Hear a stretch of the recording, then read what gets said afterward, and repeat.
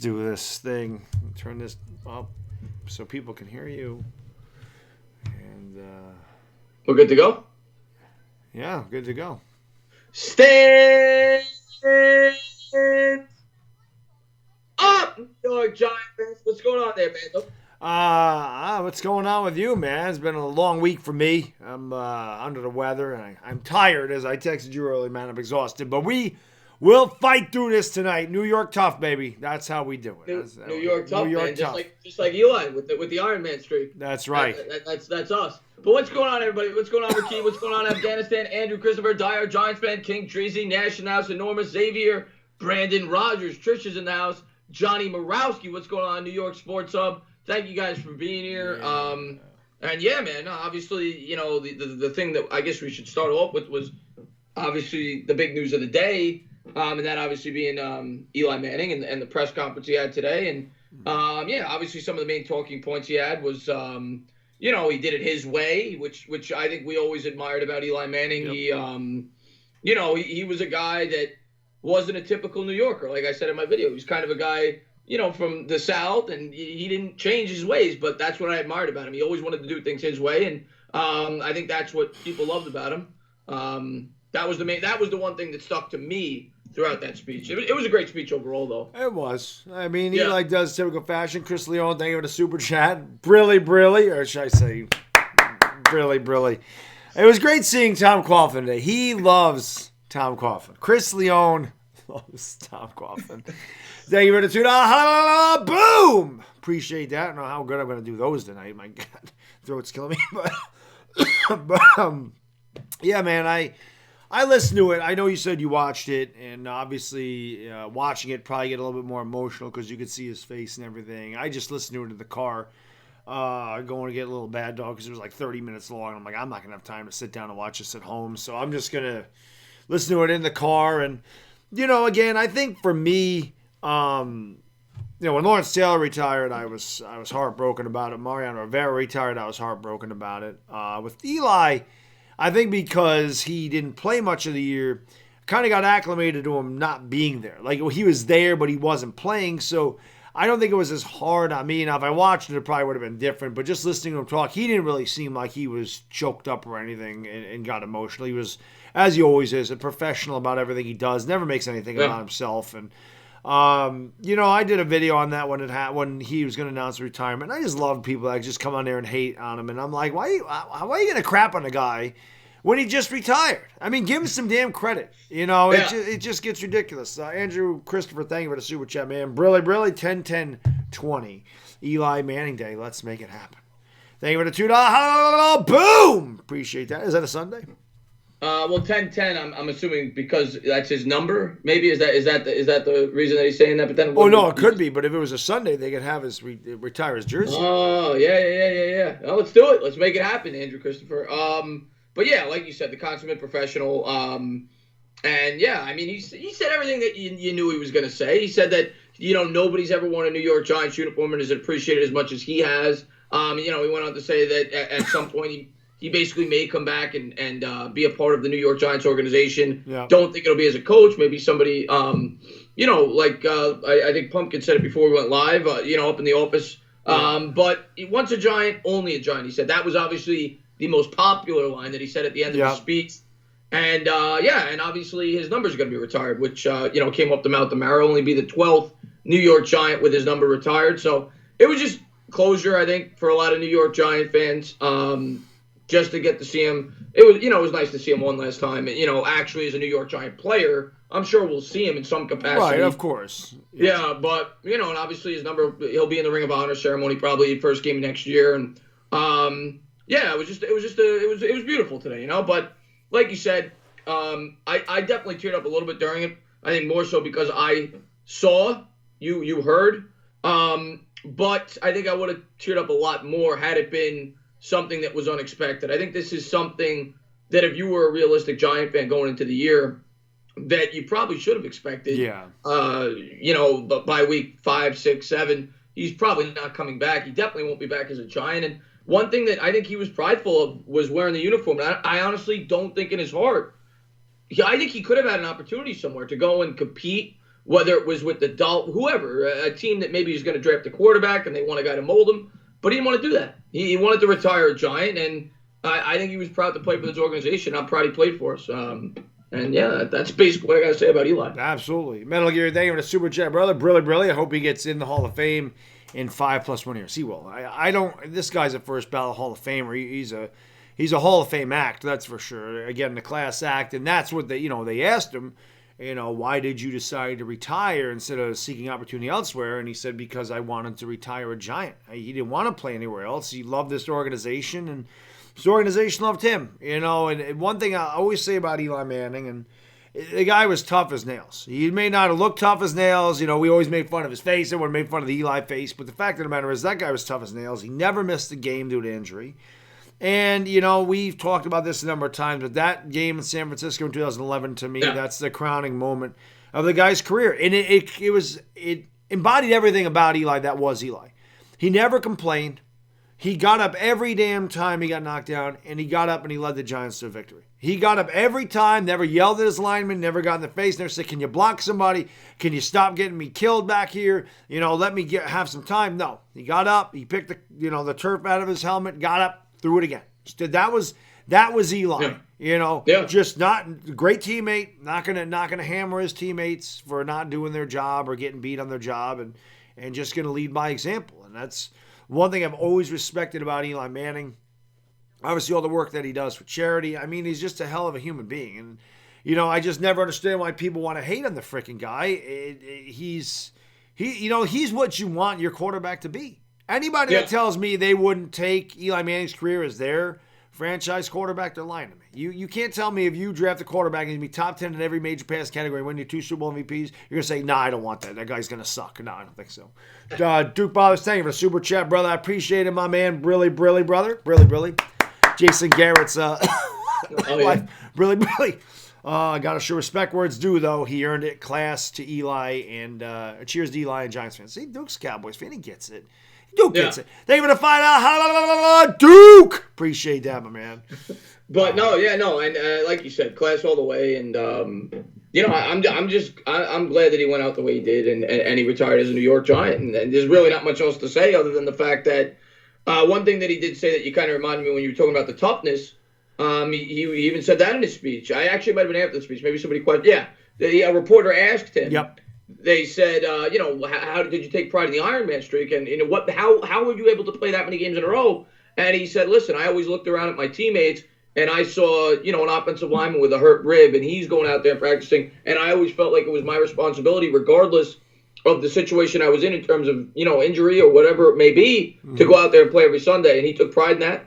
And that was obviously the most underrated attribute of Eli Manning's game was the simplest of things. He went out there and played. You look at a guy like a Ben Roethlisberger. I'm not bad-mouthing Ben Roethlisberger. He's got 2 Super Bowls. But Ben Roethlisberger has only had 2 or 3 years where he's played a complete 16 games throughout his entire career. Eli Manning never missed a game. Yep. And I think that's something that a lot of people overlook as well, outside of the clutch factor. And now you got to hear all the pundits say that he's not a Hall of Famer, which we knew was coming, and it will continue to happen because of his last name, because of his personality, because he plays for the New York Giants. But at the end of the day, Eli Manning, I forgot who said it, but the guy on ESPN said you cannot tell the story of the NFL without Eli Manning in it. So at the end of the day, he's going to be in the NFL, in the NFL Hall of Fame. Absolutely. He's too important of a figure, and he deserves it. 2 Super Bowl MVPs, 5 quarterbacks have done it. But Peyton said that's where it ends, right there. And he's right. He's going to be a Hall of Famer. Yeah, and I get sick and tired of people with the freaking winning percentage. And people that talk about quarterbacks winning percentage know nothing about football. That's why I've come to that conclusion. You're putting a win-loss record on a quarterback alone. You know nothing about football. And that is plain and simple. Eli Manning's not covering kicks. Eli Manning's not kicking field goals, punting the ball, sacking quarterbacks, covering tight ends down the seam. Eli Manning's not doing any of that stuff. So just sit there and try to say that he's lowly or alone responsible for that record. And then the other thing that makes me laugh is, so he's responsible for the losses. But when they won the Super Bowl, it was the defense. Well, it had nothing to do with him, right? So you can't have it both ways, all right? And I love it. You still get it on Twitter. People still say, and I'm not saying the defense didn't have a lot to do with the championships. It did. Of course it did. But you still get people that said that Eli Manning was carried. And the first one, I'll somewhat give you, even though he did have a lot of big moments. We talk about it all the time. The big drive at the half against the Cowboys, 46 seconds on the clock. He goes down 72 yards in 42 seconds. Yep. Scores a touchdown before the half. Defense has nothing to do with that. But in the 2011 regular season, for all these people that say defense was ranked 27th in the league. Yeah. For the whole year, and they had the 32nd ranked run attack. Yeah. And I was on Fitzpatrick's podcast earlier today, and I said, I challenge anybody in this chat to find another quarterback, and I'm not saying he's the greatest quarterback ever, but find another quarterback in the history of football that won a Super Bowl with the worst running attack in all of football for a year and the 27th ranked defense. And I bet you will not find it. So to say that he was carried, especially in that second Super Bowl, is beyond. 2011, he should have won the MVP. I mean, he brought us back so many games. He threw, at that point, it was a record 15 touchdowns in the fourth quarter. He threw for almost 5,000 yards. And you look at the games he had against the Falcons, against the Packers. I mean, he completely outplayed Aaron Rodgers in that Packers game.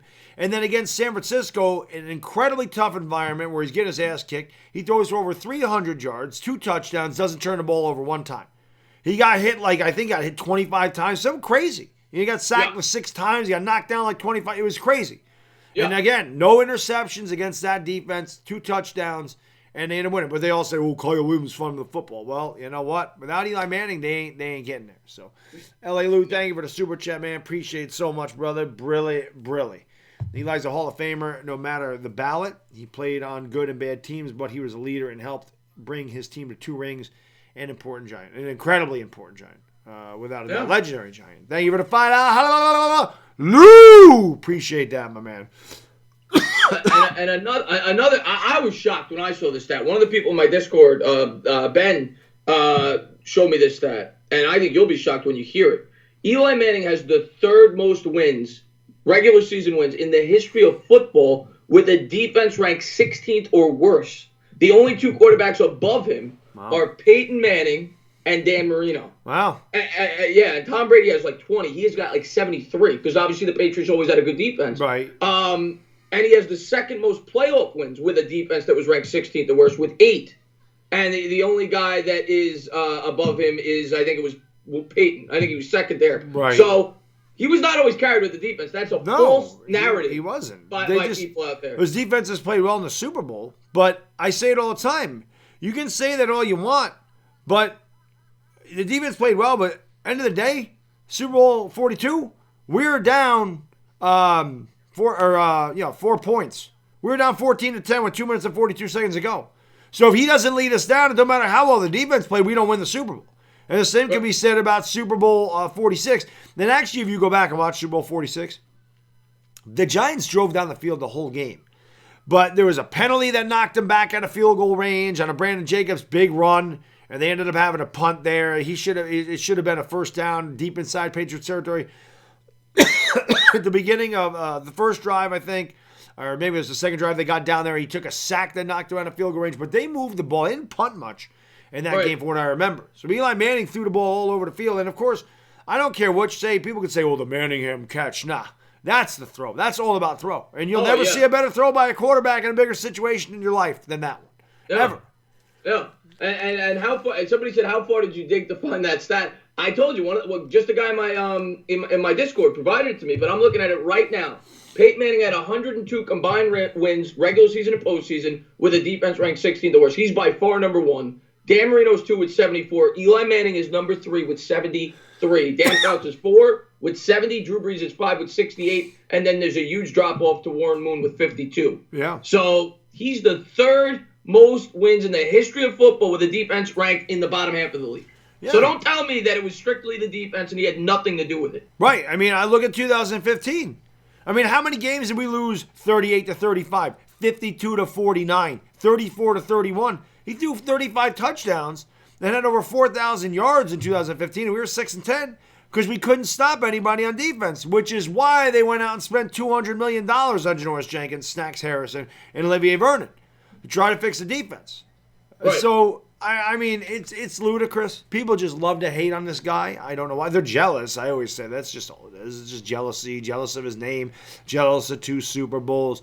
It is what it is. But at the end of the day, I don't give a damn what people say. You can't. I just love how people knock the guy's accomplishments. Like, they won't give him any credit for anything he accomplished, but they'll certainly knock him for all the turnovers. Oh, he led the league in interceptions 3 times. How many times did Favre lead the league in interception? He's all famer, isn't he? Yeah. And I'll let you get that. Johnny Roski, thank you for the super chat, brother. Brilly. Everybody tells me to drink tea and honey. I never do. Baddog, tea and honey for the cough and rest. Yeah, I don't rest. That's my biggest issue. Also, wouldn't hurt to eat some matzo ball soup. Now I'm on a diet. Can't eat matzo ball soup. Matzo ball soup is terrific. It is oatmeal in the morning. It is grilled chicken in the afternoon for lunch, and it is ground turkey or grilled chicken for dinner. That's it. There is no snacking. There is no nothing. That is all I eat. Maybe I have turkey sausages instead of grilled chicken, but that's it. I am not eating anything right now. I eat about 1,500 calories a day, about 150 grams of protein. That's what we get. Thank you for the boom, which is probably why I'm sick and tired and exhausted. I probably worked 7, or not that quite, but 55 hours, whatever, a long time. And then I go to the gym and do legs today for 2 hours because I'm a lunatic. You're a minute. I don't know what the hell to do with myself. Q-Dog, thank you for the super chat, man. Appreciate it so much, brother. Brilly. Eli blessed me as a fan immensely because of the 2011 championship Super Bowl. It was the last I watched my pop before he passed away. Thank you, number 10. Q-Dog, I could say the same thing. My dad passed away. God, it'll be 5 years. So he passed away in July 2015. But one thing I can say about thank you for the final boom. Quick story about that. So I've said before, I'm not superstitious, but I am a little stitious. Of course, I took that from Eli. 2011, I didn't have a new TV down here. I had a really old JVC box TV crapper. And I came down here when they played the Falcons. I watched a game down here. They won 24-2. And I had cinnamon rolls for breakfast. Now, was my first trivia question ever. I had cinnamon rolls for breakfast every morning. I watched TV down here. And after every playoff game, I did that for every playoff game. I did it for the Packers. I did it for the Niners. I did it for the Super Bowl. I left my friend's house. I'm like, no, I got to go home. I got to watch it on his TV. I can't watch it with you guys. Sorry. And but after every game, I would call my dad and say, we got one more game, Dad. We got one more game. We got one more game. And then after they won the Super Bowl, I said, Dad, we got one more game, but it isn't until September when we are world champions. So there you go. I always remember that. And, it was good times, man. It was nice.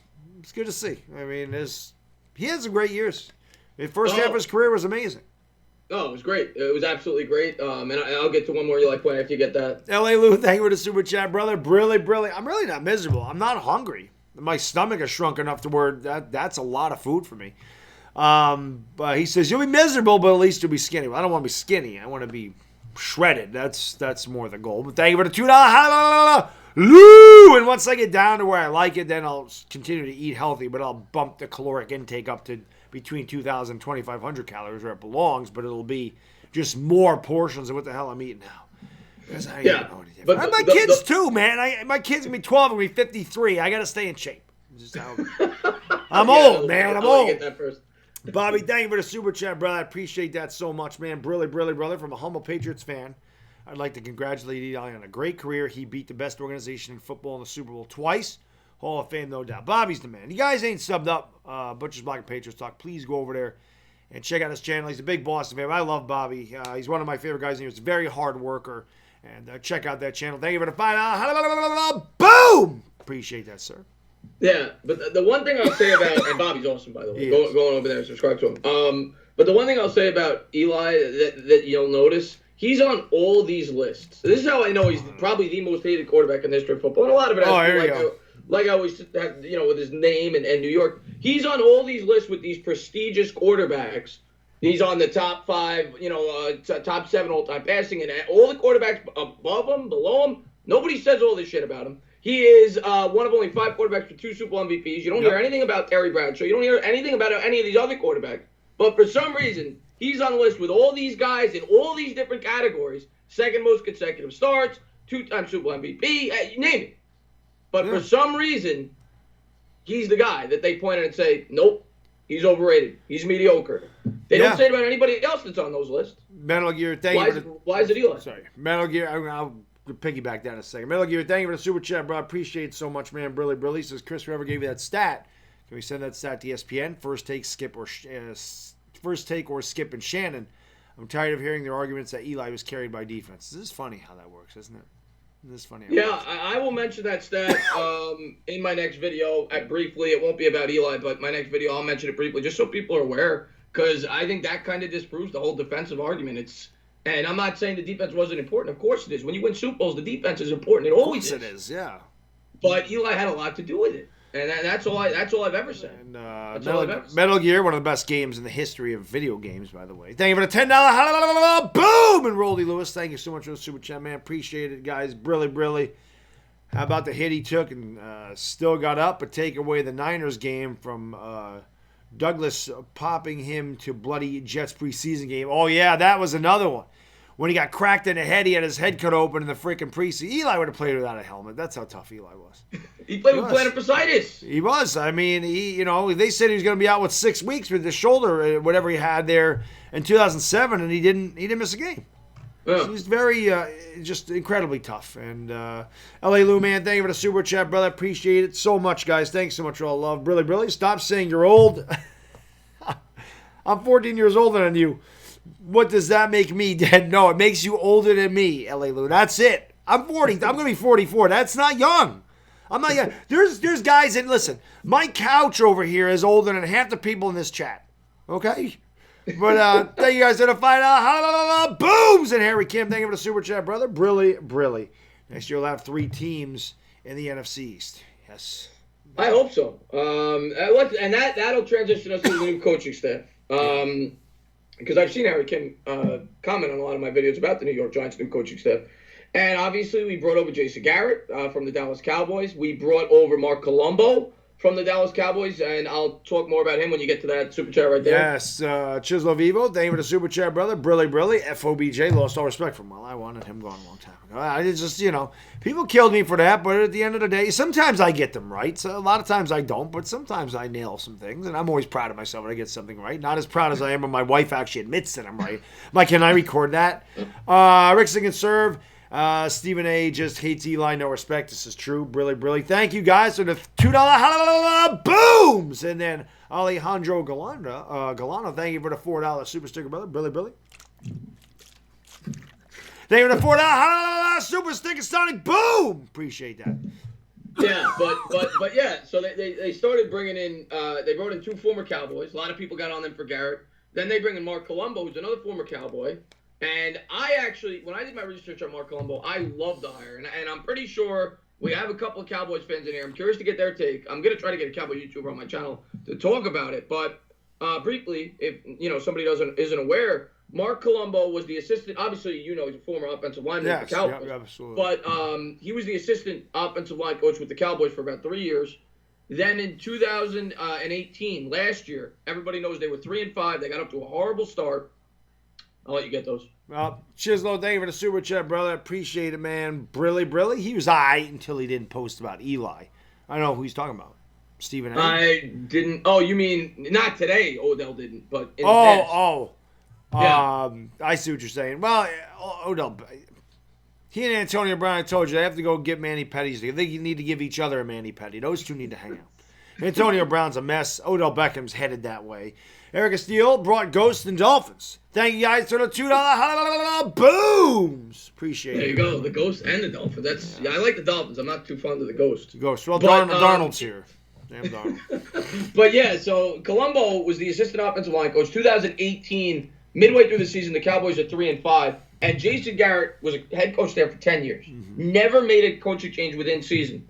That year was the one year that he did. He made Colombo the offensive line coach from assistant. He fired the offensive line coach. And the offensive line from the midway point forward played on another level. And this year, they were the number 1 ranked offensive line in the sport. So I like Colombo. He's 41 years old. He brings a lot of energy. And he obviously knows how to play in Garrett's system as an offensive lineman and coach in Garrett's system as an offensive lineman. So I think he was a really good fit. And he is one of my favorite hires that the New York Giants have brought on so far. Yeah.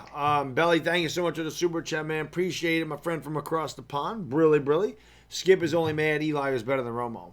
Oh, that's definitely true. He's mad that Eli won Super Bowls and Romo didn't. Thank you for the £2 boom.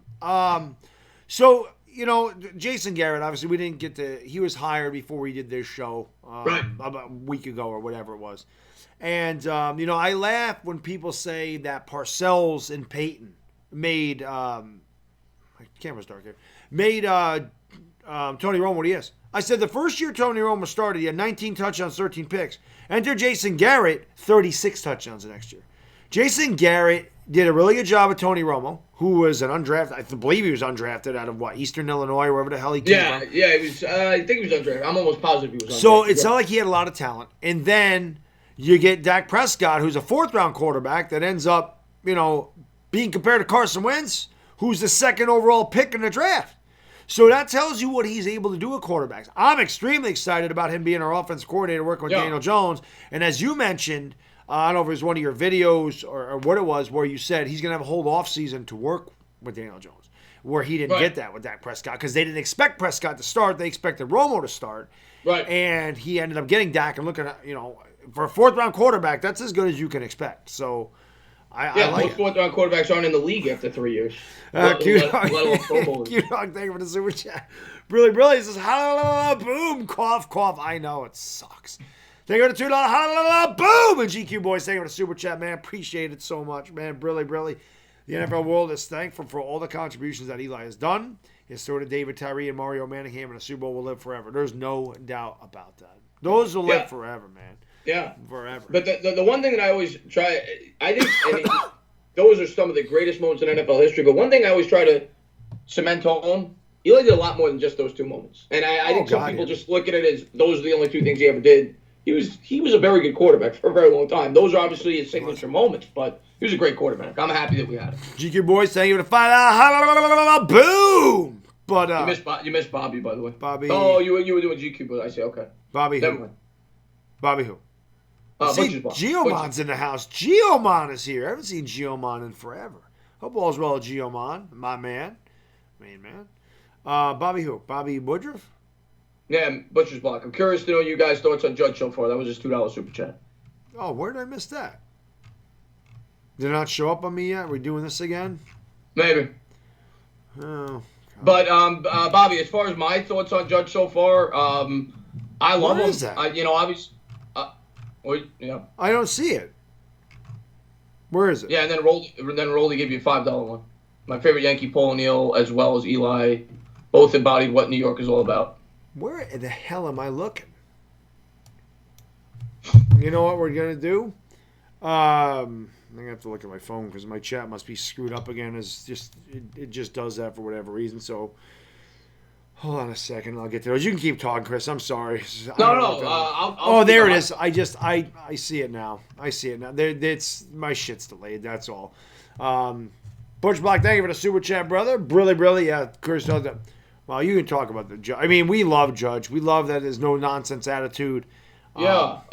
It's impossible for me to tell you what I think he's going to be as a coach until I actually see results because he's never been a head coach before and he has limited experience in terms of a coordinator role. But I do love his background as a special teams coach, being that he's had experience on both sides of the ball. That's one thing that we spoke on. I think he's a leader. I love his background. He learned from Saban and Belichick.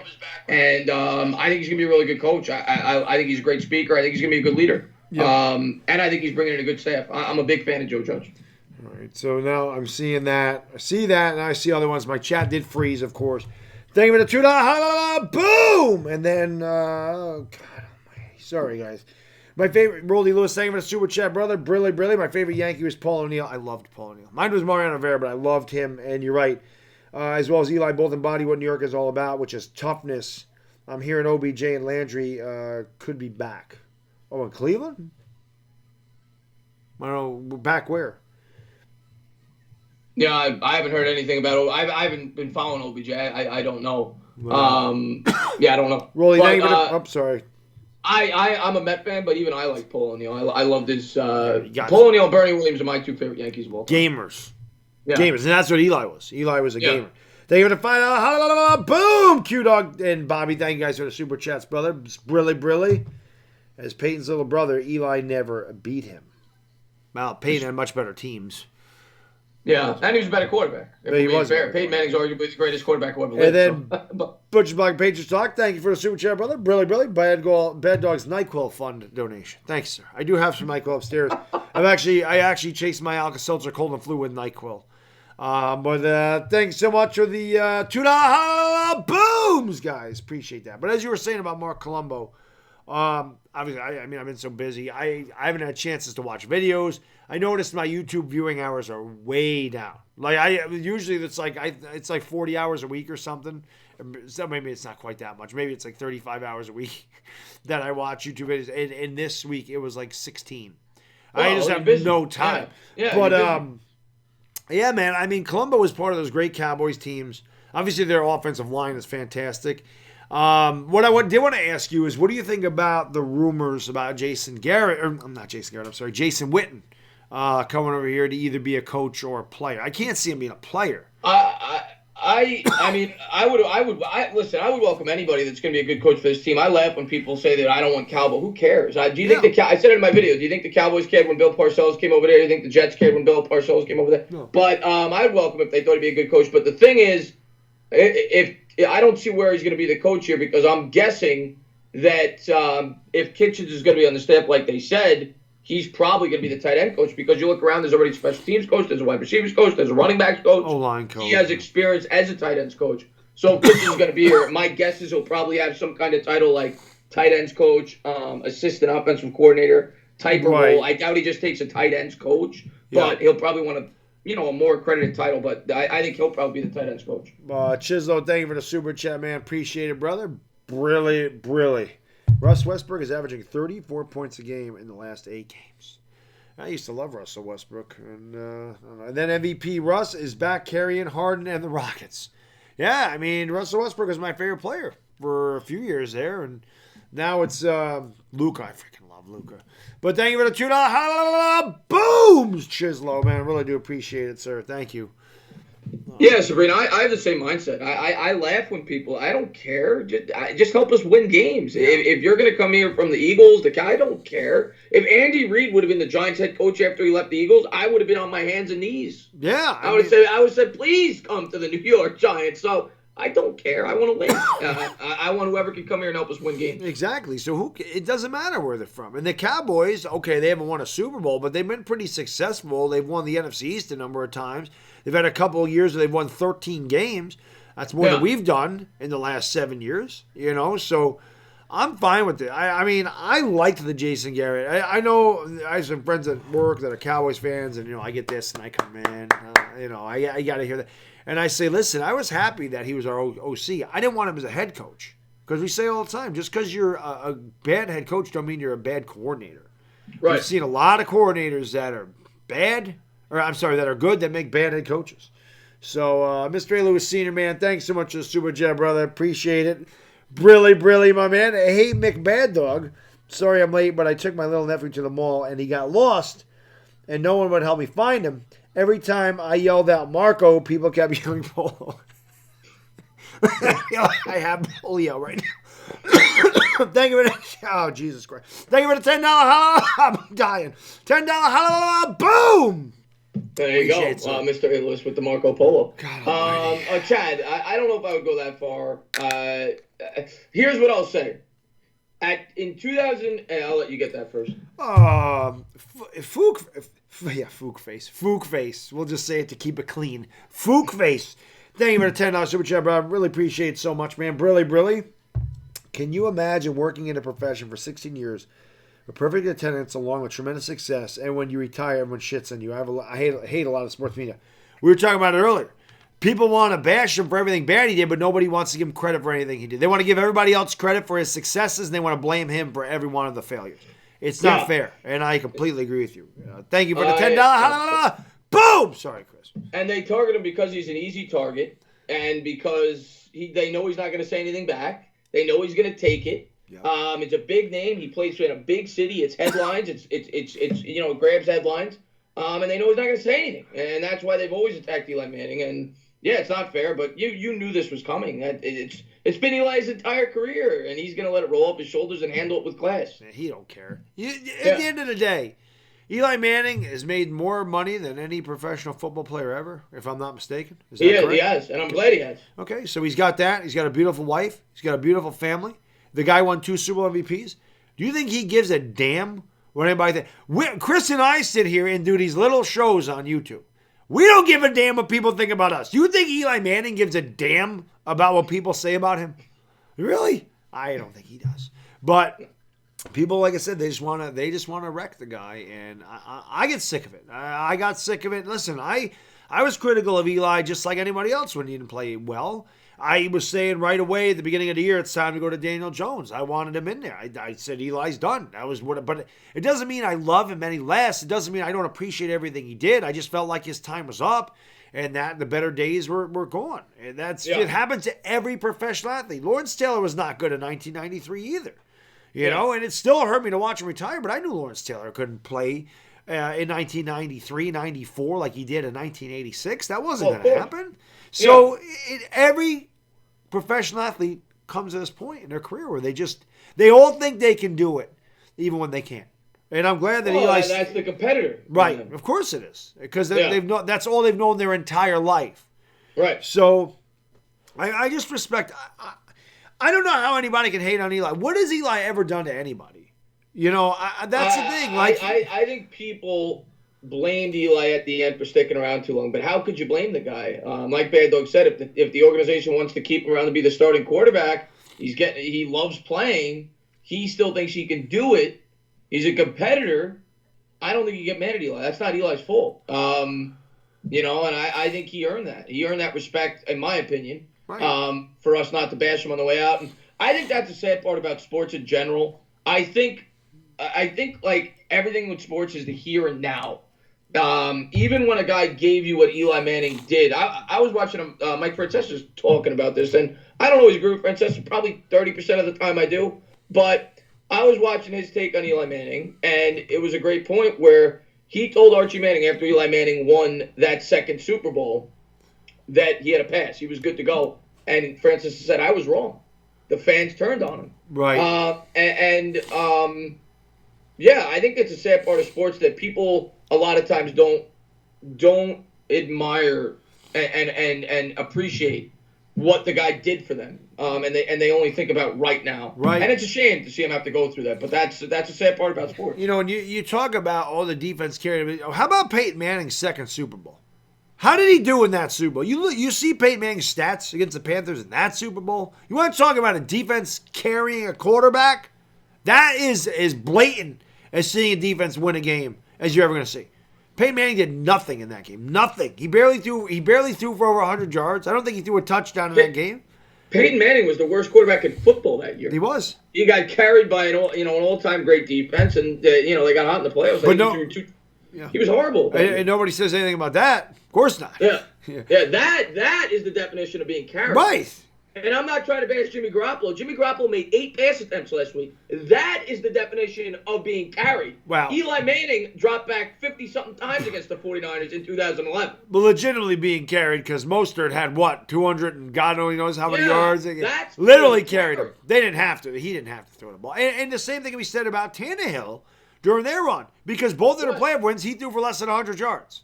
So obviously he got carried too. And I'm not saying Tannehill's any good, but I mean, quarterbacks are not solely responsible for wins and losses. So I get so pissed off. Oh, he's a 500 career quarterback. The Giants have stunk for years. Do you really think that if Patrick Mahomes is on the Giants, maybe we win a couple more games? But do you think Patrick Mahomes is coming in here to the Giants and going to the Super Bowl with this roster as opposed to the one in Kansas City? No. I don't think so. No, especially if Andy Reid's not the coach. Do you think Jimmy Garoppolo is coming over here, Chris? No. Leading his team to the Super Bowl? No. So you can't get on Eli Manning when the team is this bad. It's just a bad team, and it's been a bad team for years. That's why I get so mad. It's such an unfair thing, and people only want to point out that win-loss record when it fits their argument. You hear that with Dak Prescott. Well, look at his win-loss record. Look at the win-loss record. And it's funny that I'll tell you something that's very ironic about that look at that win-loss record with Dak Prescott. They'll use it for Dak Prescott. That's what I'm saying.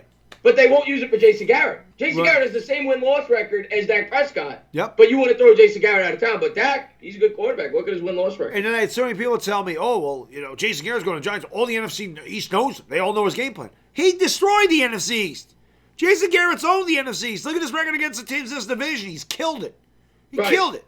So now I was like, so I don't get what you're talking about. We want that guy over here. We want him. He knows how the Cowboys work.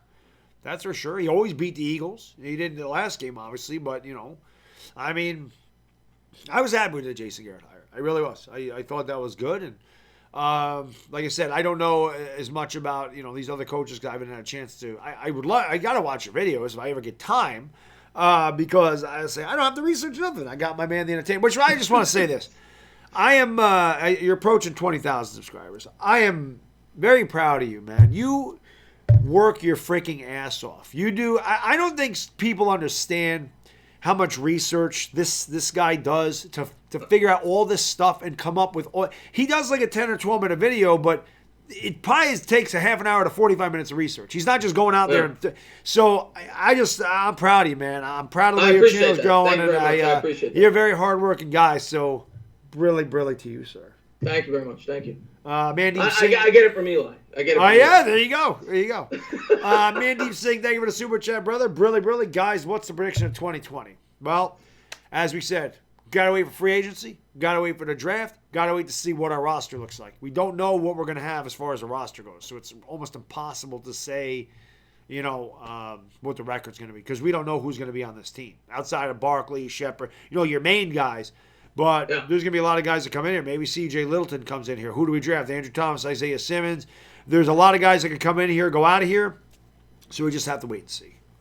I appreciate all the love, guys. Thank you guys very much. I appreciate all the love, guys. Got to get Tainah number 10. I have a number 10. I wore it in my videos today. It's old, but I got to get an updated. I got two Eli. Actually, I got three Eli jerseys. One's a Super Bowl jersey. One's a white one. One's a blue one. But they're all very old. I got to get a new one. Yeah. But I do have Eli Manning jerseys. But thank you for the $2. Boom!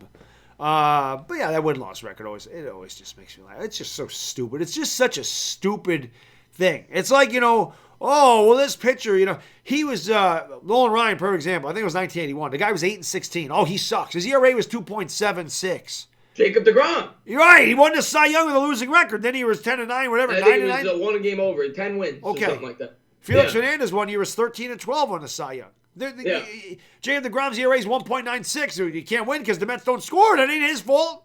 Yeah. No, it's a team game at the end, especially football. More so than any other sport. It's a team game. I never got the and Eli Manning, nobody looks at his win-loss record when we actually had a foundation. He never had a losing season outside of his rookie year up until 2011, I think. I think they were always 500 or better from 2005 to right to 2013. 2012, we were in 9-7. 2012, I should say. Yeah. So the first 7 year stretch. Yes, he had one losing record as a rookie, and then they couldn't win anything until 2016. Right. So you could just tell that's what it is. I mean, it's there's no way Eli Manning dropped that badly that quick.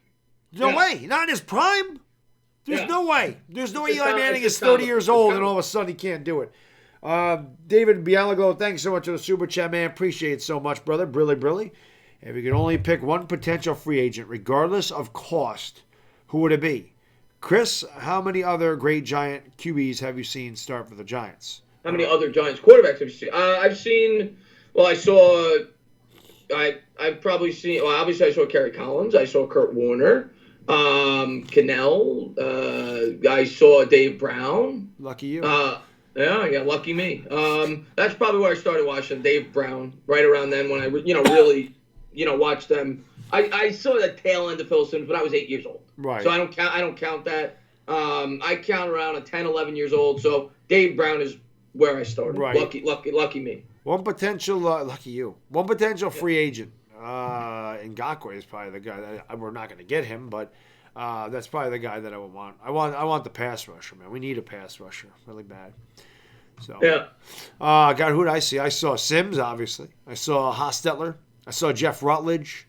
Then I got that triumvirate of Dave Brown, Danny Cannell, Kent Graham. Ken He was yeah. there. Kerry Collins, Kurt Warner, and then Eli, and now Daniel Jones. I always liked Kerry Collins. I always thought he was a little underrated a little bit. I always liked Kerry Collins. He was a good quarterback. He's probably the third best. I mean, in modern football, I'm not talking about going all the way back to Y.A. Tittle and all, but in modern football, he's probably the third best Giants quarterback. Since the merger, would you say? Maybe since the 70s. For the Giants? Yeah, absolutely. Yeah, I mean, the last good quarterback they had before Phil Simms was Fran Tarkenton. The 70s were terrible. They had Craig Morton. They had Ron Pisarcik. They were disgraceful in the 70s. So, I don't know, man. Collins is one of the few free agent quarterbacks that actually worked out. It's rare that you see it work out. It worked out. Obviously, he didn't win a Super Bowl, but he got us to one. It was one of the rare occurrences. He was really nice at training camp, too. He signed a lot of autographs. He was a good guy, unlike Strahan. Yeah. Strahan was a douche nozzle, man. He was an ass. He was just he was terrible. And I heard somebody told me maybe in a stream the other night or something that Strahan wouldn't even take pictures of people. Like, he's just an ass. He's an arrogant prick. Yeah, that's what he is. He seems all nice on TV. Jeter's the same way. Jeter has no time for anybody ever. He doesn't. And people get on me because I'm not the biggest Jeter fan. I mean, I love Jeter for his play, but I'm not a huge Jeter. Not as a person. Not as a person. I've always been an A-Rod guy. They're like, oh, A-Rod's not good in the Hall of Fame. I don't give a damn about that. A-Rod was a better player. I don't care if he took steroids or not. I don't care. Yeah. Well, he did, but it doesn't matter. Yeah, at the end of the day, they are all going to get in eventually, in my opinion. We'll see. I think Bonds and Clemens have one more year in a ballot. We'll see. Really? It's only one more year? I think it's one more year. How close were they this year? I didn't look. They stagnated. They're right around 60%. Maybe they won't get it. This class sucked. They had Jeter, they had Larry Walker, and Ted Simmons. Larry Walker, I was surprised. I didn't look at his stats, but I was surprised he got in just based on the Coors Field effect. Because I would have thought people would have looked at that, and maybe his splits aren't as good outside of Coors Field. But I didn't look at his numbers. He was really good in Montreal, but yeah, he's mediocre. He was an above-average player. The Hall of Fame has gotten very lenient with who they're putting in there now. And it's aggravating me. Jack Morris don't belong in there. Alan Trammell does not belong in there. And now they're talking about Lou Whitaker. I said, if you're going to put those guys in there, Dale Murphy better get in there. Yeah. And they just don't belong in there. Larry Walker's not a Hall of Famer. The Hall of Fame for baseball is very prestigious. Football, they pretty much put anybody to hell in there. They put Harold Carmichael in there for crying out loud. They put John Randall in there. They put whoever the hell they want to in there. It don't even matter, okay? Baseball is supposed to be prestigious. Not the Hall of Very Good. Top of the top. Which is what it's becoming. The Hall of Very Good. So all I can think of is they look at Larry Walker and say he played in a steroid era and didn't take steroids, so maybe that boosts. But he might have. Who knows? He didn't get busted. There you go. Yeah, he didn't get busted. Yeah. You guys do the best. Well, I appreciate that. Thank you very much. And I saw somebody ask. I meant to get to it. I forgot who it was. Ask Conklin or Ngakoue. You know what? Whoever they take between those two, if they take one of those two, which they very well may not, if you watch my free agent video, it's very possible they spread out the money and they sign a bunch of guys to 2-year deals like the Buffalo Bills did. But if they do sign one of those guys, oh man, that's tough. I guess I would prefer Conklin if they know he's healthy, because then that gives you the freedom to take Simmons. If you think Simmons is the best available player in the draft, Conklin's still very young. And he played a lot better in the second half. Much better, which is why Henry had a much better second half in terms of running the football. So if they think Conklin's healthy, if I had to pick one, I think taking the offensive tackle in free agency gives you more flexibility come draft time. So I would take Conklin. Right. Rolly Lewis, man, thank you for the super chat, brother. Appreciate it. Brilly says I appreciate Chris's hard work and dedication on his craft for sure. Always working and always there for his subs. Appreciate you, dog. Well, we appreciate you for being an awesome subscriber, both channels, Rolly, without a doubt. Appreciate all you guys and girls. I can never say that enough. I know me. I've been lax with this, but you guys just don't understand the crunch I'm under, man. You just don't get it right now. It is. I don't even know how to explain it, but thank you for the $5. Boom! Appreciate that, sir. I will get back to doing videos eventually. I promise. It's just I am in a. Listen, man. I know how it goes, man. I know how it goes, man. Sometimes it's tough, man. But Rolly, man, I appreciate that very much, and I always like talking to you on Twitter and everything else. And yeah, man, for sure, man. Definitely, I appreciate that, man. I see my man Isaiah. Yeah, he's here. Yes. But yeah, let's take a couple of questions, guys. What's up, guys? Yes, Plaxico was there. There was a number of guys there. Herslick was there. Plaxico was there. Strahan was there. Some in terms of current players, Ingram was there. Shepard was there. Shepard was at the Knicks game the other night. Knicks Lakers game. Yep. Oh, was it? Yeah. Daniel Jones was there. And then a lot of the former players were there as well. Hakeem Nicks was there. Deal. O'Hara. Yeah, those guys are great. There was a lot of guys there. We had a good offensive line. How good was Eli? Right. And a bad offensive line. How bad was Eli? Yeah, I agree with you, Nash. And I'm not bad-mouthing Barkley for this. Who knows? Maybe he's on vacation. Who knows? But I was surprised that Barkley wasn't there because he's kind of like the face of the team now. But who knows? I'm sure there was a legitimate reason. I'm sure Barkley would want to be there. He always said great things about Eli, and it seemed as if they had a great relationship. Yeah. People asking if Cruz was there.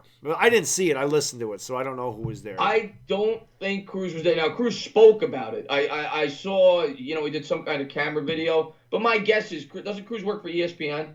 I don't know where he works, honestly. I think he does. I don't watch ESPN a lot, but I think he does. My guess is, he probably had to work. He probably, probably was working. Well, New York for Life says Brandon Jacobs, Cruz, and Antonio Pierce were there. So there you go. Yeah, Antonio Pierce was there as well. Good call. What do I think about what Judge said about what?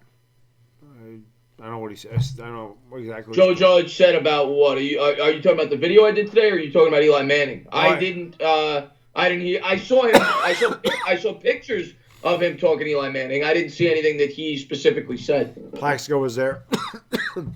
Yeah, freaking Plaxico. Jesus, cost us a dynasty, man. And we were winning in 08. I'll never forgive him for that.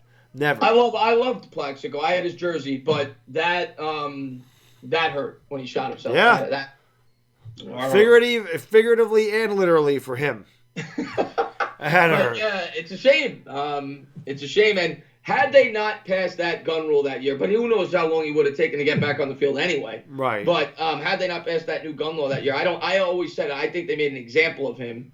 I don't necessarily know if he would have been arrested or not. I think I remember the mayor just passed it like a week ago. Yeah. And they made Burris a prime example. They made him go to jail for 2 years. And, it was stupid, man. I don't think Burris was a bad guy. I think he was just stupid, just not thinking. Yeah, not thinking. It sucks, though, because like I said, it cost us Super Bowl that year. We were amazing. Brandon Jacobs told some good insights on Eli on the Giants podcast. I didn't know Brandon Jacobs had a podcast. I saw Brandon Jacobs was there as well. I don't know if somebody said that. Yep, they did. Too. Yep, they mentioned it.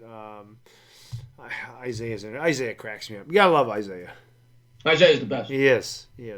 What happened with Plaxico? He shot himself in 2008. He cost us a chance at back-to-back. Yeah, he was in a nightclub. He had a gun in his sweatpants and went off. Shot himself in the leg. Kind of like Cheddar Bob. He Cheddar Bobbed himself from 8 Mile. When you make that kind of money, I get wanting protection, but you shouldn't be the guy with the gun. You should have a bodyguard or something. Yeah. I know. Do you think the Giants will cut Solder and take a $13 million dead cap hit? I think it would be foolish. As much as I don't like Solder, you're basically paying him not to play. $13 million is you're basically just throwing away. I don't know what is that, Baddog? About 7% of the cap. They'll keep him if they don't play him at left tackle. They'll play him at right tackle. So. Joe Judge is going to come in here, and like he said, he's going to try to teach, and he's going to try to get the most out of players that we haven't been getting the most out of. The other thing I'll point to, and I do think it's a legitimate excuse, his kid had a tumor this year. So that might have something to do with his poor play. I'm not giving him a full pass, but maybe that had something to do with it, and maybe our coaches get something out of it. Maybe. He didn't play well the year before either, though. So. He played well in the second half. He did. Didn't play well in the first half. Miraval Merritt, the next Laker game is tomorrow night, if I'm not dead with this damn cold. Tomorrow night against the Sixers. What about Marvin Lewis as head coach? Where does he go? I wouldn't want Marvin Lewis. He never won a playoff game. I wouldn't want him. Yeah, I don't think he's a bad coach. But not a clutch coach. He wouldn't have been near the top of my list. I think he's a proven solid coach, but I don't think he's like a coach that would make us. I liked what the Giants did. I liked that they went with the young, fresh start. They bring in a new, fresh coaching staff. I do think Marvin Lewis is a pretty good coach. I just don't think he's a great coach. Right. And if we're going to go for a retread, I'd rather it be a guy that has like a Ron Rivera or or McCarthy, a guy with a proven track record. Yeah. That's at least won some playoff games. Chuck Sharp has asked this a few times. He says, Chris Baddog, would you guys like a Cuda at 4? No, I don't want a corner. We spent enough draft picks on corners last year. I want a linebacker or a left tackle. That's really what I want. I don't care if it's Jedrick Wills. I don't care if it's Tristan Wirfs. I don't care if it's Andrew Thomas at this point. One of those left tackles is fine with me, or Isaiah Simmons, who I love to death. But no, I don't want a Cuda at 4. I just don't. I don't want a corner. I agree. At 4, I don't want him. If the Giants were able to trade down to 7... and you want to take Okudah there if you ever fell, I'm not going to cry if they do that, but I don't want them at 4. I think they have way too their needs. They have much bigger needs than not that a corner is not important. It's incredibly important, but they have needs at more important positions. Yeah. So at 4, I don't want them. All I think about the last few years is how bad we got beat down the seam with the tight ends. How big of games guys like frickin' Blake Jarwin had. Zach Ertz. George Kittle when he was going against Landon Collins. Just thinking what it would be like to actually have a linebacker that could stay with those guys and not allow that to happen. Well, that's what Simmons brings to the table. He's a modern-day linebacker, and I think that's what I would love him. I'm kind of right now on the tackle train, but I'm not going to be upset if they take Simmons. I'm kind of on the perfect world. We trade down to 7, and we take a tackle, and we get a second-round pick this year. We get a first-round pick next year. Yep. And I am happier than anybody on draft night. That would be a perfect scenario. Yeah, I mean, there's a lot of needs. So if the Giants did trade back, and even if they went Grant Delpit at safety, I mean, there's a lot of things that they could do. But we'll see what happens. Again, there's a lot of needs. So. Yeah. It doesn't matter what they do. I said no matter what they draft, you're not going to see me react like I did last year. That's not going to happen. So, Andrew Curtin, man, thank you for the super chat, brother. Brilly. Who do we look at in free agency with a lot of money to spend? Yeah. Andrew, I did a video. I don't know if you're a subscriber of mine, but I did a video on that, and I'm going to do a more extensive video on that, in terms of who we're going to look for in free agency. I think there's 2 approaches you could take, and I kind of talked about what I would do if I had Dave Gettleman's money. I would take the Buffalo Bills approach. And I know that's not the sexy approach, and I know that's not what people want to hear. People want to hear instant gratification. A lot of people want the Giants to do what they did in 2016. Bring in 3 guys on 5-year contracts, and let's try to fix this right now. I would do what the Buffalo Bills did. I would sign a bunch of guys to short-term contracts, maybe one big guy, and flip over the salary cap space the following year. Another thing I would do that you might not like to hear, I would extend Barkley after next season. Because I look at it like this. Barkley's going to be 24 at the end of next year. I would rather get the next 5 years from 24 to 29 than 5 years from 26 to 31. Yep, absolutely. Not to mention you're going to be paying him less on that contract per year. Because if I sign him after 3 years, the market is going to be higher after 5 than it is 3. Absolutely. So if I'm going to keep Barkley anyway, Baddog, get it done with next year. No, makes sense. And avoid all that crap. Avoid franchise. Avoid all the the garbage that goes along with trying to sign a guy like that. But yeah, I mean, listen, I don't want to go crazy like we did in 2016 because we're not. Well, thank you for the fight. Boom! I don't want to do, like Chris said, we had bad contracts. Those guys that worked for 1 year.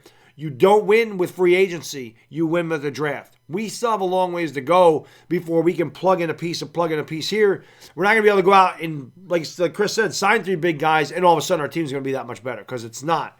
I think that we need to address pass rusher. I think we need to address linebacker if possible, or offensive line. We don't need to get all 3 of them, but if we could get 2 of the 3, and like you said, sign them to short-term deals, I'm fine with that. I don't want to give guys 5-year deals, 6-year deals, and, backload the contract, which is what Jerry's did. He backloaded a lot of the contracts, which made no sense. Yeah. So, yeah, I'm with you. I mean, if it's not there, I mean, look at the Colts. They had all kinds of money to spend. They didn't spend that much money on free agency this year. So if you don't find guys that fit your team or fit what you do, don't go out there and force it just to. I don't mind one big guy, but well, that's what I'm saying. Yeah. And I think the perfect model for everyone to look at, and I mentioned in my video, but if you don't want to watch my video, just look at what the Pittsburgh Steelers have spent on free agency over the last 7 years. And the Pittsburgh Steelers, to me, are the most consistent organization in all of football. And all the good teams don't spend a lot of money. But just look at the Steelers. The New York Jets over the last 2 years have spent more in free agency. They spent almost $450 million. Now, I'm not talking on a per-year basis, but overall, when The Steelers have spent less in like the last 8 years than the Jets have over the last 2 years combined. The Steelers do it the right way. Draft. They do draft. And what your cap space is meant to do, Baddog, is to retain the players you draft. Yep. That's what it's meant to do. And for everybody that wants to sign these 5-6 year contracts to these guys, and I love some of these players, but if you sign 3 guys that you're not going to be able to keep all these players that you like right now. Right. You're not going to be able to keep Dexter Lawrence. You're not going to be able to keep Saquon Barkley, Daniel Jones. So you got to think about the future as well as the present. One guy we're probably going to keep is Leonard Williams. There goes a big part of the cap right there. I mean, I would imagine they're keeping him. Yeah. Hopefully they get some kind of deal. I think they're going to keep Leonard Williams. Yeah. So hopefully they get some kind of deal on him, but he's going to cost at least $13-14 million, I would think. But maybe they can give him a 4-year deal or a 3-year deal, something like that, not a 5-year deal. But he is young, but still. We'll see. It's going to be an interesting offseason for us for sure. Yeah, I saw somebody ask about Judon. That's a player I like. I'm going to talk more about the guy from the Ravens, the pass rusher. Depends on the price, though. It depends on the length of the contract. Depends on the price for me. But, yeah, if you could get a guy like that on a 3-year deal where he's not going to carry a cap hit after 2 years and you could cut him, I'd rather take that approach than sign a Yannick for 5 years. That's just me. I want the ability to get out of these contracts quick, and if they work out, you extend them. But that would be my approach. I don't want to sign. I'll sign one guy, but I don't want to sign 3 guys, even 2 guys, to 5-year contracts. I don't think that's the way you win. No, it's not. Nicole Vieira says all I want is the Giants beat the Eagles and Cowboys. You ain't lying. Please, can we beat them? Yeah. My God, we haven't beat them in 3 years. Either one of them. It's time. Yeah, exactly. Is it possible that Jason Witten to follow Garrett and go to the Giants? Yeah, we talked about that earlier. I honestly don't think so. I thought it was possible when it first came out. That maybe as a player, but as a coach at this point in time, I don't see it because they just brought in Kitchens. And when you look at the coaching staff, I don't see another role for Kitchens other than tight ends coach because the wide receivers, special team, quarterback coach, it's all filled already. So Kitchens has a long history of being a tight ends coach. So if Kitchens is going to be here, which I guess isn't completely confirmed yet, I would think he's going to be the tight ends coach. Junior Cruz says, who's better, Lakers or Clippers? Lakers are better than Clippers by a mile. I don't care if the Clippers beat them twice. I watch the Lakers every night, okay? They're better than the Clippers. Clippers are not as good as the Lakers. They're not. Belly81 says, would you consider trading Barkley if it meant filling a few holes in the team? Yeah. What was the question? I'm sorry. I was looking at and Jim, on very good point. He could be Kitchens. I didn't think about that. He could be the tight end's assistant. Good point. What was the question? Belly said, would you trade Barkley if it meant filling a few holes in the team? It depends. I mean, I'd be willing to trade any. I love Barkley's my favorite player on the team, but I would be willing to trade any player for the right price. You would have to blow me away, but yeah, I would be willing to trade any player for the right price. There's always a price for anyone. If a team blows me out of the water, but I'm not looking to trade Saquon Barkley. He's kind of like Eli Manning to me. He's the type of player you want representing your organization. He's the type of player that you want to be one of the leaders on your football team. And I still think he could be the guy when we get to the promised land. I think we need to build the rest of the team. But I love Saquon Barkley. I'm not looking to trade him, but for the right price, yeah, I would trade him. I would trade anybody for the right price. Charles Dale says we got to use 89% of the cap. Should we just give big contracts on 1-year deals to older veterans to get there? Well, no, you could spread it out. Like I said, the Bills spent over $100 million last year, but you look at what they did. Their biggest signing was Mitch Morse, 4 years, $44 million. Their biggest signing was $11 million a year, but they signed a bunch of players. They built depth on the offensive line. They built depth in the wide receiving core. So you could do it that way. So we'll see what they do. I don't even know who Mekhi Becton is at number 4. I've never heard that name, so I would say. Yeah, I did a video on that. I didn't, to be honest with you, I barely heard the name. Some of my subscribers pointed him out to me a couple weeks ago, but Daniel Jeremiah came out with a mock, and he was Mekhi Becton. He was the guy that he had mocked going to the Giants at number 4 overall. He's an offensive tackle out of Louisville, and he's ranked either 4th or 5th at the position by most experts. We're not taking him. Well, I'm not going to say we're not. We took Daniel Jones at 6 going into the draft. A lot of people thought he was a second-round pick, so I'm not going to say we're not. And basically, Daniel, you got to look at his tape, man. Guy's 6'7", 370 pounds. Jesus. All the other tackles I talked about were 6'5", 320. So yeah, he's big. But Daniel Jeremiah's reasoning for mocking was basically Dave Gettleman loves big physical players. But can he block? Because Eric Flowers was a man, and he sucked. He was 6'6", 340, and he was garbage. Misleading story. Thanks so much for the super chat, man. Appreciate it, brother. Brilly. I want Simmons more than anyone. Same here. But I won't be disappointed at all if we go tackle. Same here.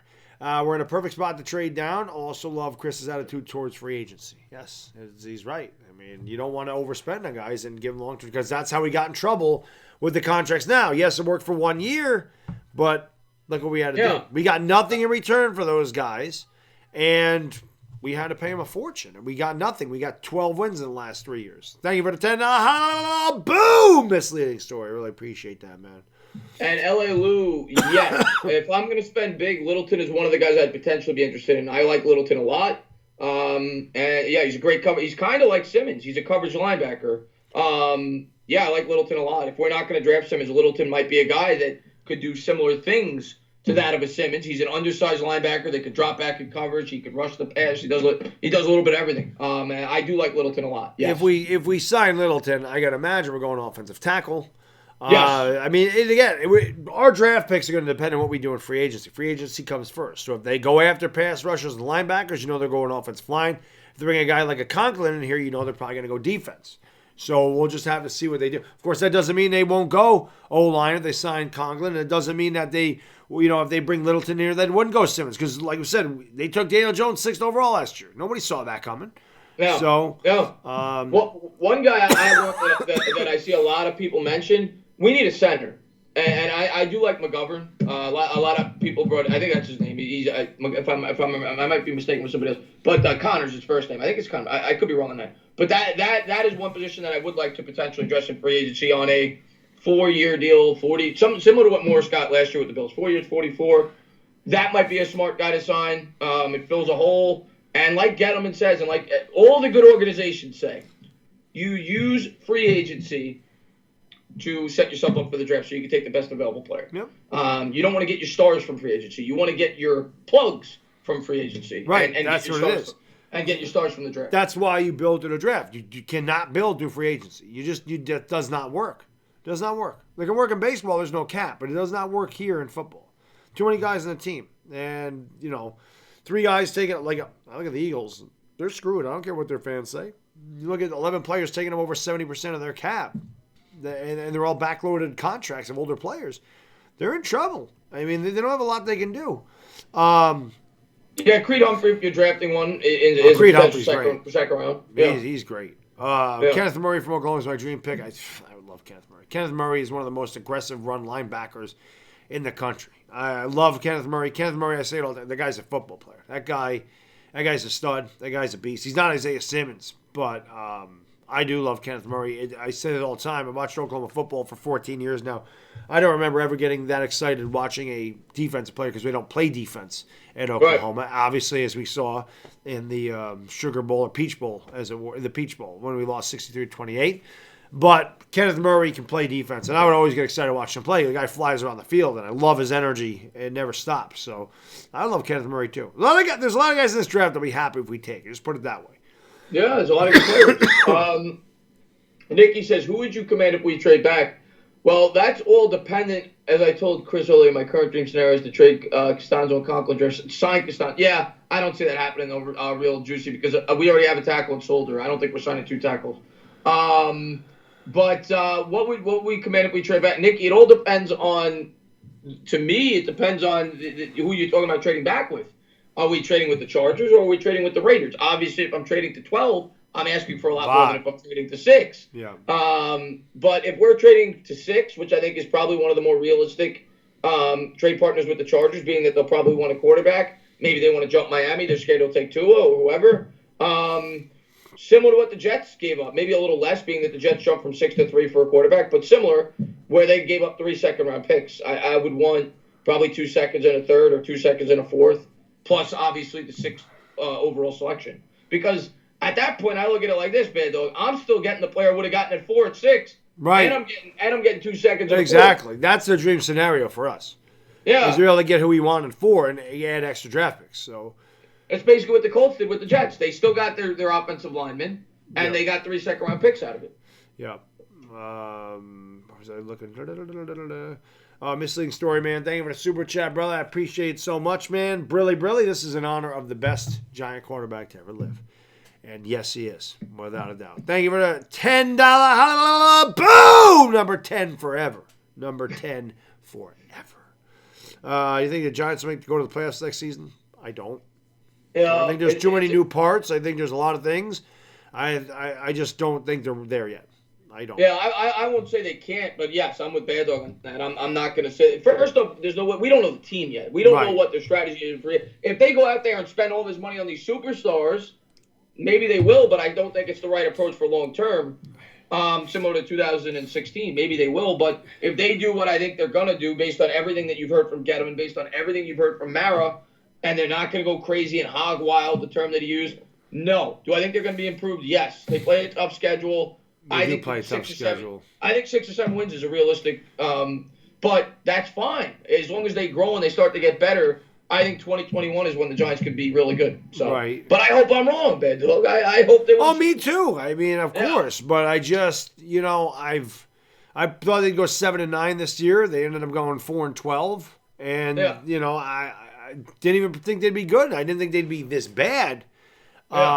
And then, I'm not going to, until the Giants prove to me that they can be a winning football team again, I'm just not going to believe in them. I like what we've done with the coaching staff. I like the minds on here. I like the mindset. I love the Jason Garrett hire. I really do. Joe Judge, I was skeptical of. I loved his press conference. I still don't know what he's going to bring as a head coach, but I like his philosophy of football. I still, even doing the research on Patrick Graham and understanding, hey, he's got the same mentality and blah, blah, blah. I still think that's a weird move. We do have 3 Ivy League coaches. We do have 3 guys in the Ivy League as our head coach and our offensive and defensive coordinator, so they're very smart. But maybe Graham does a great job here. I mean, I don't know. Miami sucked. Miami was terrible. So that was interesting. Just because when guys move laterally, it's a weird thing to me. So I know you've it wasn't lateral, although, because he also got the title of assistant head coach. I think, if I'm not mistaken, Patrick Graham. But I get what you're saying. He moved down then, actually. No. What do you mean? Patrick Graham, he got assistant head coach with the Giants. Oh. Yeah. He's assistant head coach and defensive coordinator. But I don't. You said you've been busy. One of my favorite coaching hires by the Giants was the D-line coach on the Patriots, Brett Bielema. Now we don't know his role yet, but I think Bielema, and it's going to probably be a lateral move, like you said. But I think Bielema looks at the Giants situation, and he looks at it as an opportunity. If Patrick Graham does a bad job, to take the defensive coordinator job the following year. Or if Patrick Graham does a great job, Patrick Graham's a potential head coaching candidate. He's the new mold, the young coach, energetic, blah, blah, blah. So if Patrick Graham were to move on, I think Bielema views that as an opportunity to take the DC job. And Bielema made him, to me, is a steal for the Giants. The guy was a great college head coach with Wisconsin. He coached J.J. Watt, he coached Russell Wilson, Joe Thomas. And, he's a very accomplished coach. So I thought that was a great hire as well. And I think it's good to have experienced guys like him underneath a guy like a Graham who's inexperienced. Right. So I thought that was a good fit. Right. I like that they got some experienced coaches in here because, we had a rookie head coach, and it's not that experienced. These guys are young, but I like the young coaches. I think players relate better to guys that are younger as opposed to the dinosaurs that have been around a long time. The game has changed, since, Tom Coughlin was our head coach. The game has changed. I'm not saying Tom Coughlin couldn't be a good head coach, but I think players relate to a Joe Judge. How old is Joe Judge? 38? 38. Right? So I think that a guy that's 23 can relate better to a guy that's 38 as opposed to a guy that's 70. So although the players play well for Bill Belichick, so he's. I got a funny comment one of my trolls gave me, but I'm gonna let you get that first. Rudy T, thank you for the super chat, bro. Appreciate it, really. He snuck out of my date to say what's up, fellas. I hope she didn't know you did that. Thank you for the $2 boom. Or Rudy, you could do what one woman did to me, which I mentioned before. She, I told you this nonsense stream when I was out on a date a long time ago with a girl, and she got up. She had to go to the bathroom or whatever. She never came back to the table. She just left me there. So you can do that, Rudy. You can do that. Maybe she went to the. Maybe she had an accident. But Rudy, man, Rudy's one of my OGs. Always like to say that. Yeah. One of my first 50 subscribers or so. So Rudy, man, thanks for being here, buddy, and hopefully you get back to that date. Yeah, get back there. Yeah. Hopefully you get lucky tonight, Rudy. Yeah, it's always good to get lucky. But I forgot what I was going to say. There was something I was about to say. I forgot what we were talking about. Brett Bielema. I don't know. Players relating to younger head coach. Yes. Oh, yeah. I had a troll. This made me laugh. I had a troll. I said it in my video yesterday that I didn't get to see. I was talking about Eli Manning. It was an Eli Manning video talking about him being my favorite player. And I said part of the reason I didn't get to see LT. I saw LT at the very tail end. I've seen highlights, but I didn't get to see him in his prime. And the guy basically said, you know nothing about football if you didn't get to see LT. And I'm like, so basically you're saying that Joe Judge knows nothing about football, our head coach, because Joe Judge is only 4 years older than me. Right. He's 38, and he didn't get to see LT either. So if you're young, you know nothing about football. You got to be at least in your 40s. You got to be my age. If you're not 40 or older, you know nothing about football. I laughed at that. Good, then I must know something because I saw him play. Last Jedi, I appreciate that. Last Jedi said, what a bitch. Baddog, who is she so I can kick her ass? That's right. I got married to a wonderful woman. I've been with her 20 years. Obviously, it wasn't meant to be. That was funny, though. Obviously, that night, I'm like, what the... Weirdest thing ever happened, but now I look back and laugh. It's actually hilarious. It's actually pretty funny, but that was good. I appreciate you having my back, Jedi. I do. So, all right, I've seen Cameron Harris write this a bunch of times now. If he is the linebackers coach, I have not heard about it yet. But you absolutely might be correct. Initially, it was reported he was going to be the D-line coach, but he does have a lot of experience as a linebackers coach, so maybe Bielema is the linebackers coach. Right. And he definitely could be. Was who hot? The girl that left me? Yeah, of course. I only brought out dime pieces. Noah, come on. I'm Baddog for crying out loud. I didn't bring date no damn trolls. I didn't date no ugly women. Come on, baby. I used to be young once, believe it or not. Are you going to any games next year? Yes, we're going to do the same thing. Yes, we are. We haven't picked our game. We don't even know the schedule yet. But right. We're going to do a game next year, and we're going to try to organize it. And, obviously we won't be able to get everybody to sit together, but tailgate, hopefully with a lot of people. That's what I'd like to try to do. Right. Afghanistan, how can I be the man when you're the man? Oh, man. Yes, Starborough, I haven't announced. Well, I announced it in my last video today, but yes, I am doing the Senior Bowl tomorrow. I'm going to stream that. I'm going to do some research before it starts and going to go over some players that the New York Giants may potentially be interested in. I don't even know what time that is. But I'm busy. I got the Lakers at night, but during the day, nope. No, enjoy your day, man. No time. I got to go to the gym in the morning. I haven't streamed since last Sunday, so I said, all right, Senior Bowl makes sense. Some players that I'm going to watch the game anyway, so, potential players to scout. So I will be doing it. Probably I'm taping that. Got my father-in-law's birthday tomorrow. Got the gym in the morning. And I ain't going to sleep as much as I freaking can. So we'll see what the hell that is. But it's not really going to be a play-by-play, guys. It's going to be more like talking about certain players and, how they're doing. I'm not going to be like drop to act shotgun. I'm not going to be doing that. It's going to be more just a hangout and watching the Senior Bowl together. Senior Bowl. Yeah. Jalen Hurts is going to be there. Because I know guys have asked me, you going to watch? I mean, I watch it every year. I just don't know what time that's on. Obviously not going to stream it. Why do you need to know you don't need to know my wife's name. That's not important. Her name is Baddog's wife. Yeah, Baddog's wife. Mrs. Baddog. Giamon, I'm exhausted, brother. I am sick. I worked like 55 hours this week. I go to the gym every day, and then I come home and I got to take care of a 2-year-old. I'm beat. I'm tired. I am tired today. There's no doubt about it. I texted Chris. I said, Chris, I'm going to struggle through this. I'm exhausted. But look at this. We got 15 more minutes, and I made it through, so I feel good. Listen, I got to get ready. I got a 24-hour stream in like 3 weeks, so I got to get ready for that. If I can do 24. Let's talk about that real quick, Baddog. We should talk about that. The Super Bowl. Who do we got in the Super? First off, somebody asked me about the Pro Bowl. I was going to stream the Pro Bowl, and even though I don't care about it at all, but one of my best subscribers. But I got offered an extra shift at work, so I'm going to take that. So I will not be doing the Pro Bowl. But as far as what was the question? I forgot now. Oh, the Super Bowl. We can talk about that for about 5 minutes. The thing that I love about the Super Bowl, Baddog, it is polar opposites. It's clashing of styles. You've got the hot shot offense, the quarterback with Pat Mahomes, Andy Reid. They want to run the score up, and then you've got the 49ers, which are the polar opposite. They're a team where they just threw 8 passes the week before. They're going to want to beat you in the trenches. They're the Giants in 2008, and the Chiefs are the Patriots. Yep. And it's a really interesting Super Bowl. I think it's one of the most evenly matched Super Bowls I can remember in quite some time. I said the same thing last year. I thought last year it was very evenly matched as well.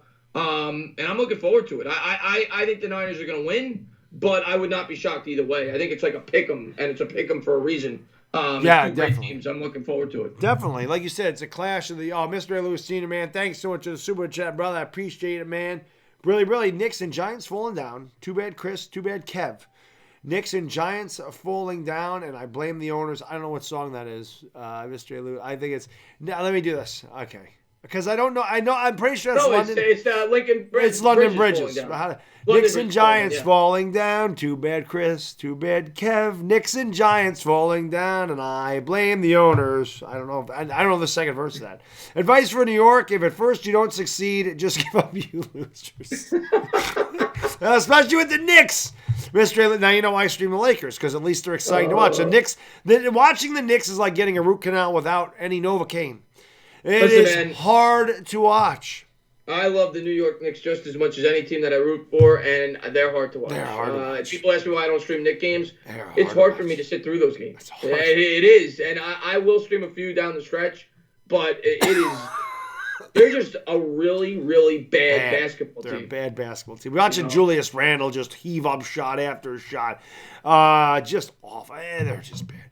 Thank you for the $10. Boom!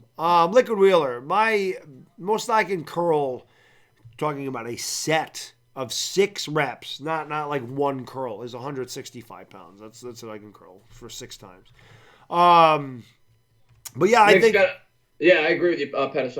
They got to fire both of them. Go ahead, baby. Oh, no. I was just going to say about the Super Bowl. Like you said, it's old school versus new school. It's a team that runs the ball with a great defense and a quarterback that manages the game against a high-flying Air Coryell type of offense that chucks the ball all over the field with the best quarterback in the game, and an improved defense, but it's not San Francisco's defense. And obviously the key to this game is getting pressure on Pat Mahomes. If Nick Bosa and Armstead can get there and put pressure on Mahomes, it's going to be a long day. It's all about pressure, because when the Giants beat Tom Brady, it was all about pressure up the middle, pressure on Tom Brady, knocking him down. You get to Mahomes, I don't care how good you of quarterback you are, if you have no time to throw, you're not going to do well.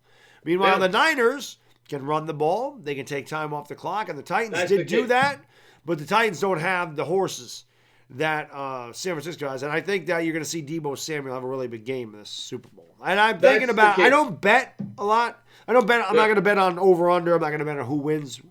But I like to take the prop bets of like who wins the MVP. I know what Deebo Samuel's odds are, but he's probably like 15, 18 to 1. But like I'll throw 20. I'll throw 20 bucks. I'll throw $20 on Deebo Samuel to win the Super Bowl MVP. Yeah, he might. Mostert might not be a bad pick either after seeing what he did last week. But he'll be a favorite. But yeah, the key to me, the best defense.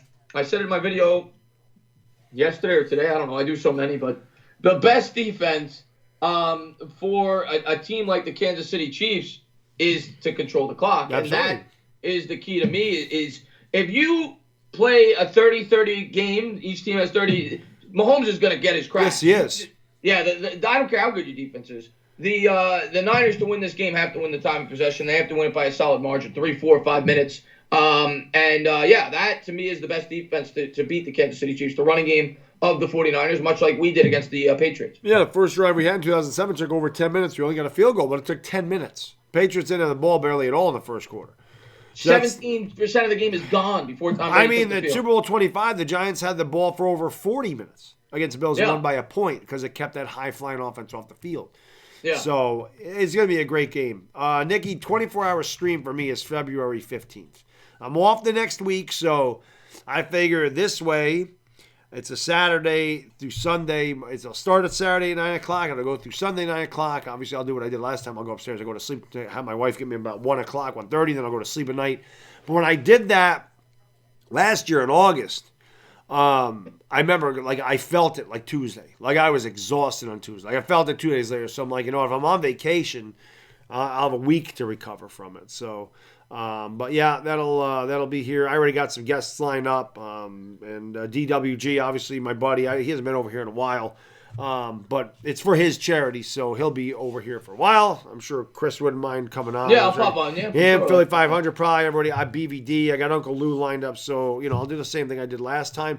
It also happens to be All-Star Saturday night for basketball, so we'll have the dunk contest, the 3-point contest, and all that stuff. So obviously we'll talk about that, and it should be fun. And I've done it once before, so I know I can trudge through it and do it again. So it should be good. Should be good. Yeah, it should be fun, man. Answer this, please. Are we? MH is talking about me. My first video ever on YouTube. Are we talking about the same Eli Manning? Arkham Asylum. Right now, I'm not gonna get too specific, but I'm eventually gonna move. But right now, I'm focused on just building my channel, and eventually moving. But I'm always gonna give you guys the same content, regardless of what my channel name is or will it ever be. I'm always gonna be all New York Giants, and a little sprinkling with Mets and Knicks, but that'll never change. Right. Oh, the reality says I'm performing in Albany tonight. That's like 20 miles south of me. Yeah, Sabrina, they used to be better. The skill. I still like the 3-point contest because that hasn't changed. Except they have but other than that, that hasn't changed. The dunk contest, though, it's not what it used to be. Hot Take Hockey says, Tainah, when are you doing a 24-hour stream? I'll tell you what, man. And I've had a few people ask me that. By the way, if you guys have not gone over to Hot Take Hockey, I don't know what you're waiting for. I try to shout that guy out every time I can. That guy is great. I'm not even a hockey fan, and I enjoy his channel whenever I could get over there. But the only way I would do that, one, I'd have to have a lot of guests, like Baddog said. Dude, I couldn't do that by myself. I would need 5, 6, 7 YouTubers to come. Stuff. Yeah, or even just subscribers to talk for an hour. And I would need something to stream. I would need maybe March Madness. If I was ever going to do one of those, it would be for March Madness. It would be me sitting for 12 hours watching the college basketball, the first round, and that's what it would be. If I'm ever going to do it, that's when I would do it. Yeah. Yeah. It's tough. The last time I did it, luckily for me, I had a Yankees Red Sox doubleheader, so that was 7 hours of something to do. And again, I'd say because I break it up into 3 parts because YouTube won't count the analytics if you stream 24 hours. So I just chop it up in 8-hour blocks. The first 2 8-hour blocks are easy.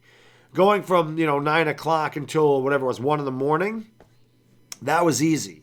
It was the last 4 hours of that really got me because the sun started coming up and I was like, oh, I'm done.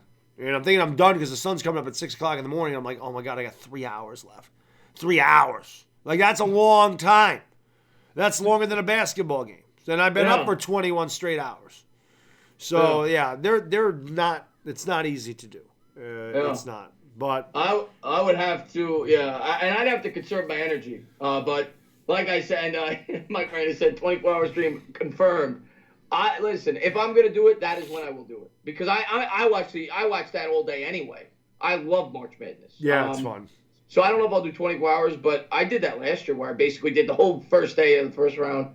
And if I was going to do it, I would do what Baddog did. I would involve a charity. But. Yeah. I was going to say, Ryan McLean, how can I be the man when you're the man? Jacob Kaiser, thank you for the super chat, brother. I appreciate it. Brilly, you think Eli's the first ballot Hall of Famer? I do. Most people don't. I do. I think he's first ballot Hall of Famer.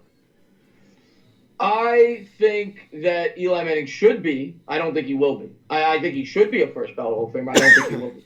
Thank you for the $2. Boom! Big Drake. No, if I have to use the rain room, I go and use the rain room. I don't take breaks.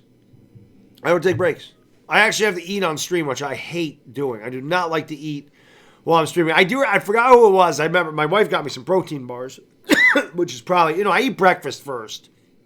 And then I really feed on protein bars, really all I have. Although I think DWG got pizza last year. And I'm not, obviously, I'm not eating pizza at this point. And,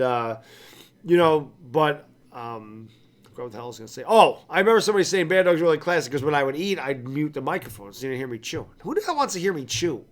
So I muted the microphone, and then I think by the end of the night, I'm like, oh, the hell with this. I don't really care. I'm starving. I'm going to eat. I muted the microphone. I've been up for 22 hours. I'm tired. But I hear you, man. Yeah. I know the history of the NHL and NFL. Okay, let's see what we got here. Eli did not get emotional. He did a little bit, Ryan. I not when he talked. I saw him get emotional when Mara talked. Mm-hmm. I think he held back tears a little bit when Mara talked. You could see it for a couple of seconds. But yeah, you didn't see any tears shed on his face. Heard him sniff a little bit. That was it. We'll go for like 5 more minutes, guys, and then we'll wrap it up because Bad Dog is going to go pass out like he did when he was 21 and drank too much and woke up in an alley the next day. Like, what the hell happened there? But I'll wake up on my couch because that's where I'm going. I'm not going. If I know where I am, I'm just that tired right now. What kind of protein? Metrics. Metrics protein bars. They're very filling. So it's just easy to eat. Obviously I don't have time to cook anything. So they're just easy to eat on stream, the protein bars. And they're like 400 calories a piece. I obviously won't eat a ton of them because I'm on that low. By then, we'll see where I am as far as weight goes. Like I said, I'm going to continue the same diet. I'm just going to take in more calories. I'll be back up to normal, 20 to 2,500. But right now, I'm just trying to chop it down for the spring. Omar, I just saw Omar right. 100% ignored Billy. Omar, go ahead and ask your question. I'm looking here. I just scrolled all the way up. Edwards to Cowboys, George Edwards to Cowboys, George Edwards to Cowboys. Okay. Is that what you wanted to tell us? Okay. George Edwards to Cowboys? Let's see what we got here. Baddog, when's retirement, Mike Marina said. Oh, did you answer that already? Mike, when's my retirement? Like 43, so about 15 years. I should be good, hopefully. There you go. Hopefully, then I can really do YouTube full time. Then I'll get my New York State pension.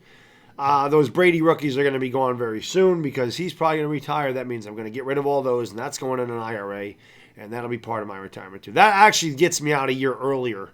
That collection of Tom Brady rookie cards. That is retiring me a year earlier, at least maybe 2, depending on what I get for those, because they're worth a lot of money, which is why. That's why I always loved Tom Brady. That was a big thing. I always said that was business. That's not personal. He made me a lot of money. I bought those cards for $2-3 back in 2000. Now they're worth, hundreds, thousands. One of them 7,000. So wow. Yeah. And 2000 Bowman Chrome Refractor PSA 9. They're worth money. Yeah. Wow. I don't have the China sickness. This is a cold. I hope not. It's a cold, guys. The China sickness is not in New York. It's too cold up here. It's in Washington, right? I heard or something like that. Dallas. I thought it was in. Who knows? Yeah. Thank you, Marjorie. Appreciate it. Rookie cards are going to pay off one day. Yeah. Nice. And what's going on? We appreciate that, Van, man. Thank you very much. Thank you, Van. Let's take a couple more questions, guys, and then we'll call it a night. Yeah, guys. Well, we're going to call this in 2 minutes anyway. But thank you guys for everybody for being here. We appreciate it. Yes. Next week, we'll be doing it on my channel. I don't know if you guys are new, but I'm assuming my link's in the description. Oh, geez, I didn't even mention that tonight. I'm sorry. I am loopy. I think at this point people know, but yeah. But if you haven't subbed up to the Entertainer, yes, the link is in the description. So go in there. I can't believe I didn't say that the whole night. I didn't say give us a thumbs up. I didn't say subscribe to the channel. I really was focused on just talking about the Giants and getting us over with because I'm so wiped out, man. Missing Story, thank you so much for the super chat, man. Appreciate it, really. 5 more for the hard work. I will see you tomorrow for the Senior Bowl, Chris. Right. I appreciate that, Mr. Yeah, like I said, guys, don't expect play-by-play. It's going to be more just talking about. Right. I'm going to try to do all the homework. What is it? The watch along or watch party type of thing. Yeah, I'm going to I'm going to try to do all the research I can to try to make it as a good of a stream. You guys watch along with me, and we'll try to scout out some players and have fun. Thank you for the $5 boom, and Jacob Kaiser, man. Thank you for the $4 super chat, brother. Appreciate it, man. Really. Who do you want, Simmons or tackle? I want Isaiah Simmons. That's the guy. I've decided I want him. I know that we could use a tackle, but I think defense wins more, and we are so bad. I mean, our offense is not awful. It's not great. It will get better, in my opinion, with Daniel Jones having a year under his belt, and Jason Garrett, I think, is going to help the offense a lot. But that defense has a lot left to be desired, and we have not drafted a linebacker in the first round since 1984 and Carl Banks when I started watching the Giants. And I am freaking 43 years old. It's time to draft a damn linebacker. Thank you for the $4. Boom! Thanks, always. Yeah, you got it, Hot Take Hockey, man. And more Knicks games soon. If I'm going to do Knicks game, I'll probably do one a week. But right now, like I said, I'm very busy with the off-season football content. To me, as crazy as it might sound, Mark, that's my prime time. Because I try to work as hard as I can in the offseason because I know that's when a lot of people don't, and that's when people crave football content. So, but I will try to do one next stream a week. After the Super Bowl. Belly, yeah. I always look rough though, bro. That's got nothing to do. I just look rough. I just have that look about me. I don't shave. I was kind of fighting in the gym today. I wasn't in the mood. Some guy tried to take the leg press machine from me. I said, "No, buddy, I'm waiting for that." And I said, "No, buddy, I'm waiting for that." I said, "It's not happening. It's happened last week. Somebody took it on me." I said, "No." And he says, "Well, take it easy." I said, "Yeah, I am taking it easy." I said, "You don't want to see me if I'm not taking it easy." And then he said something. I go, "You're talking to the wrong fucking guy. You don't tell you wrong guy, buddy." He didn't. Yeah, he left. The guy was doing legs and curls. Who works their legs and arms in the same day? You don't even know what the hell you're doing. Get out of my gym.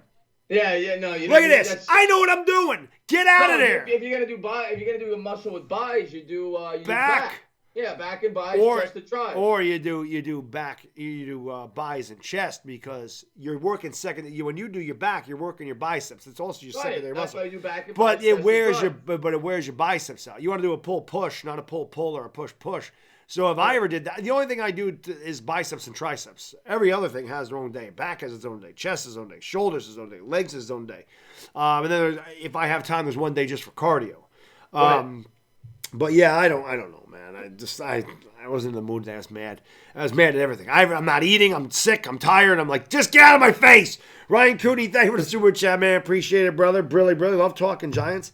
I look forward to it every week. Keep up the great work, guys. Ryan, I really do appreciate that. And thank you for the $5. Boom! But like I said, we appreciate you guys and girls so much. Clyde Timby, yes, I am streaming the Lakers and 76ers tomorrow, even with this damn cold. I don't take a rest. I don't know any different. I just don't. I don't know how to relax. I'm hyper. You guys watch me all the time. I am a hyper person. You see this. I have way too much energy, especially at this age. I should calm down. I should be getting mellow, Chris. How the hell am I getting more hyper in my 40s? But we appreciate you guys and girls so much, and I say it all the time.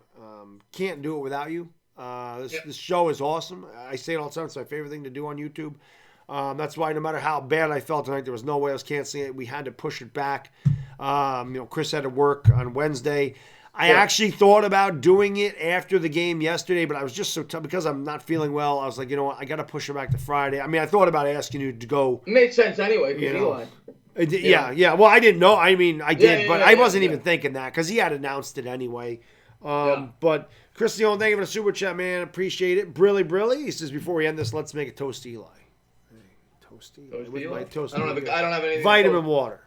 Thank you for the $2. Boom! And Jacob Kaiser, thank you so much for the super chat. Thank you all the love tonight, guys and girls. Man, really appreciate it so much. I really do. Really, Baddog, what will happen if we draft a cornerback at Ohio State? I'm not going to get mad. I'm not going to have that Daniel Jones reaction ever again. Nope. You won't see that.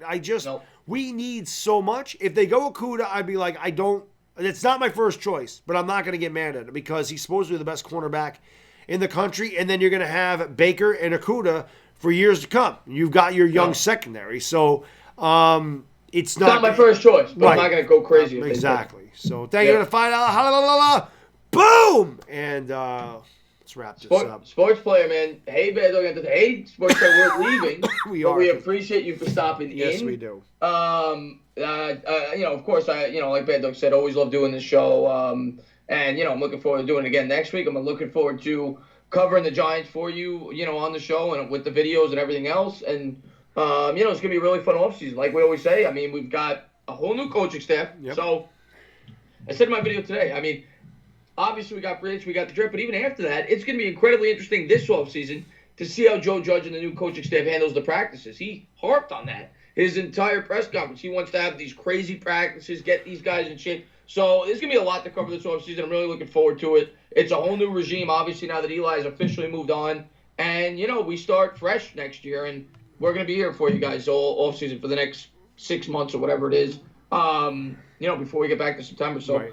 I just want to say thank you guys for watching. Thank you guys for being great supporters of both our channels. Yep. Of course, thank you to Baddog for having me on. Always love doing the show. And, looking forward to next week, whenever it may be. We'll work it out, but it'll be between Wednesday and Friday probably. And Yeah, man. Thank you to everybody for being here. Appreciate it. Absolutely. Chris, I always appreciate you coming on the channel. Thank you for bearing with me tonight with this damn hack that I have. It's freaking ridiculous cold, and hopefully next week this is gone. And hopefully I can rest somehow this weekend. I mean, I don't have to do too much. Like I say, I still go to the gym. I just, the hell with it. I'll probably be sick next week because I don't give my body rest. Nikki, I mean, we do plan streaming the draft, I'd imagine. I don't know if Chris is going out to Vegas. I go. That's still up in the air, but we'll see. We'll see. But if I don't go, we're definitely. I was gonna say if he, I will anyway. But if he's one day he'll be on his day. One day his, one day mine. We'll do day one, day two, whatever. Yep. So, but again, guys and girls, have a great night. Thank you guys for being the best chat and supporters, subscribers on YouTube. We really do appreciate it. And hey, continue to check out Chris's videos. I don't know when I'm going to be able to do another one, but check out, go hang out with him. Again, the link's in the description. If you haven't subbed him up, sub him up. He'll be doing the Senior Bowl tomorrow. I'll be doing a Laker game tomorrow. If you want to come over there at 8:15 and hang out with me, do Lakers and Sixers. And until next time, have a great Saturday. Have a great weekend. We are gone. Peace!